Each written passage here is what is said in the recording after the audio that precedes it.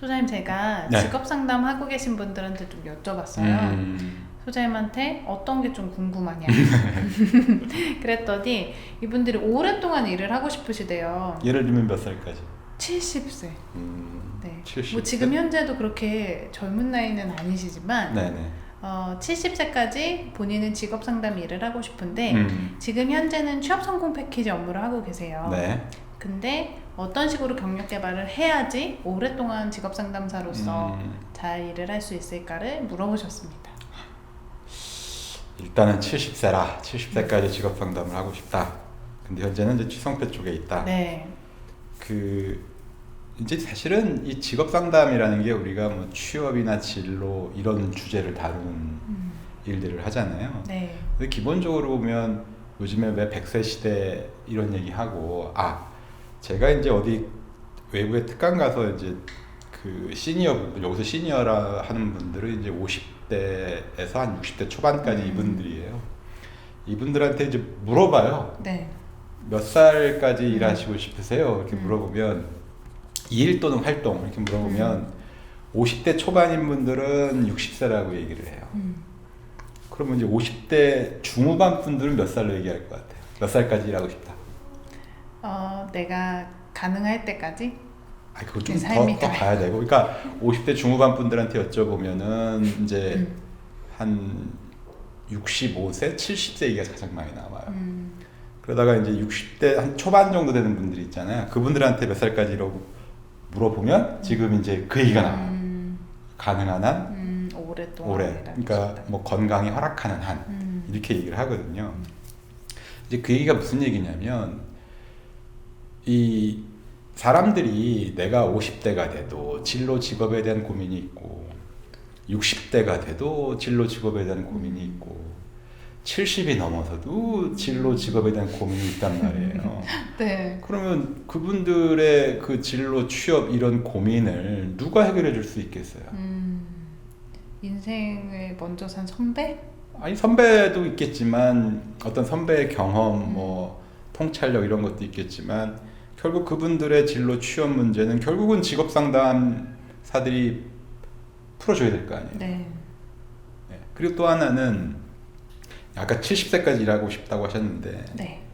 만약에 현재 70세인 그게 뭐 남성이든 여성이든 간에 자기 이제 진로나 취업 문제를 가지고 이제 고민을 가지고 상담을 받고 싶을 때 몇 살의 직업 상담사한테 찾아가겠어요?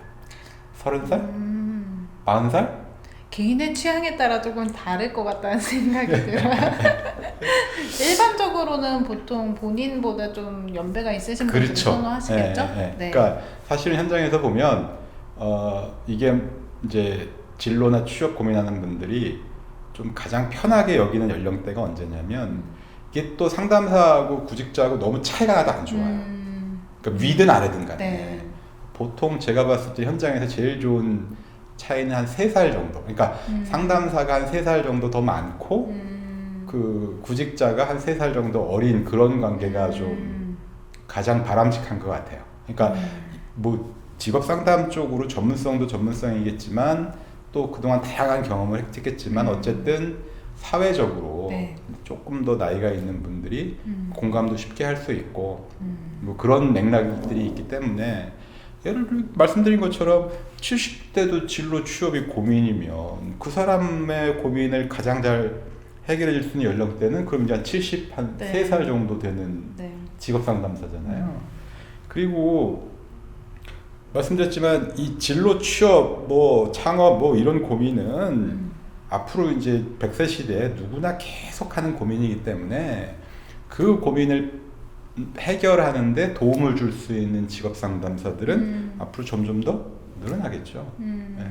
그래서 핵심은 뭐냐면 내가 현재 취성패를 하고 있던 또는 뭐 어떤 다른 프로젝트를 하고 있던 간에 중요한 게 그럼 자기 연령대하고 맞는 사람들이 진로나 취업으로 고민하고 있는 게 뭐냐 그거를 찾아서 그 문제를 어떻게 하면 해결하는 데 도움을 줄 수 있을 것이냐 이제 그러기 위해서는 예를 들면 뭐 내가 더 무슨 공부를 더 해야 되는지 무슨 교육을 더 받아야 되는지 자연스럽게 나오게 되거든요. 그러니까 대표적으로 60세가 넘어가게 되면 보통 이제 진로도 어떤 경제적인 수입을 중심으로 하는 진로 선택보다는 돈은 조금 이제 줄어도 좋으니까 어떤 의미나 보람이나 자기 만족이나 이제 이런 거를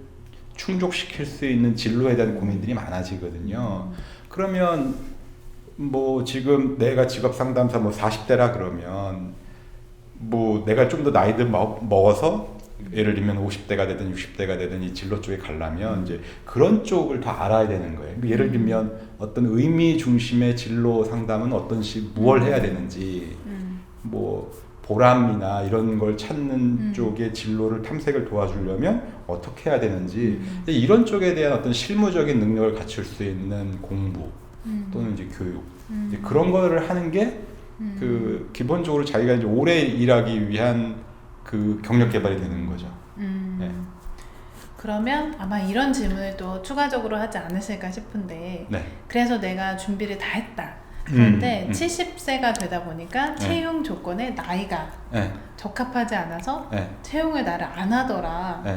그럼 어떻게 해야 되냐라고 물어보신다면 근데 이제 이거는 사실은 이제 법이나 이제 제도가 좀 바뀌어야 되는 부분이잖아요. 그걸 내가 바꿀 수는 없는데 근데 다만 이게 앞으로 이제 국가적으로도 그 이제 시니어 분들을 그냥 내버려둘 수는 없거든요. 그러니까 이런 쪽의 사업, 정부 주도 사업은 앞으로 이제 늘어날 수밖에 없다. 변화의 트렌드를 보면 사실은 그래서 지금 거기까지 고민할 게 아니고 본인 능력 쌓는 데 집중하시라는 뜻이에요. 네. 지금 능력을 쌓는 데 좀 더 집중을 하셔야 된다. 그리고 또 하나는 이게 꼭 뭐 정부가 어떤 이런 지원 제도를 만들고 뭐 정책을 펼쳐서 그 직업 상담사분들이 이제 활동할 수 있는 기회도 있지만 본인들이 직접 만들면 되잖아요.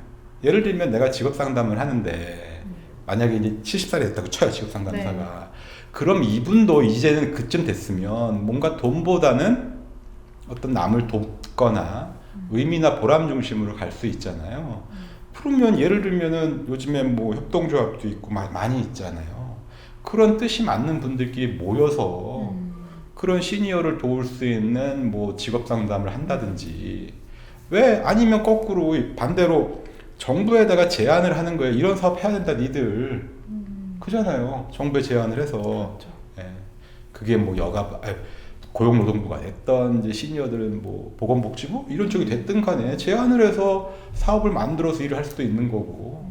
그러니까 생각을 해보면 그 일을 할 수 있는 방법은 되게 많다는 거예요. 다만 그냥 내가 수동적으로 뭐 정부나 지자체들이 이런 기회를 만들어주기를 기다리지만 말고 본인 스스로 적극적으로 제안도 하고 그러면 왜? 이게 필요한 거니까요. 사회적으로. 그리고 정부도 여기에 신경을 안 쓸 수가 없잖아요. 그럼 뭐 시니어분들은 다 놀아요 그냥? 그건 아니잖아요. 네, 재정 일자리 사업하고 참여하고 그러지 않으신가요? 아니 그러니까 그런 분들도 있지만 지금 우리가 이제 70세 얘기를 하니까 재정 일자리 사업도 있지만 그럼 정말 이분들이 뭐 사회공헌 쪽이라든지 뭐 이런 쪽에 할 수 있는 것도 사실은 정부가 지원을 해야죠. 정부가. 그래서 큰 트렌드를 보면 점점 더 이제 어떻게 보면 우리나라 그 전 연령 계층에 대한 어떤 진로, 취업, 직업 뭐 이런 쪽에 대한 지원은 계속 늘어날 수밖에 없는 거니까 좀 긍정적으로 보고 일단은 내가 뭘 먼저 준비해야 되는지 그거부터 신경 쓰는 게 좋을 것 같아요. 그래서 오랫동안 일을 하시려면 제가 보니까 좀 적극성이 필요할 것 같다는 생각이 들어요. 적극적으로 내가 70세까지 직업 상담을 하고 싶다면 그 세대가 가지고 있는 고민들은 무엇일지 생각을 해보고 관련된 교육도 찾아보고 또 교육만 들어서는 또 안 되잖아요. 그렇죠. 교육을 받은 내용들을 실제 적용을 하면서 좀 더 깊이 있게 연구하고 생각해 보시면 좋겠습니다.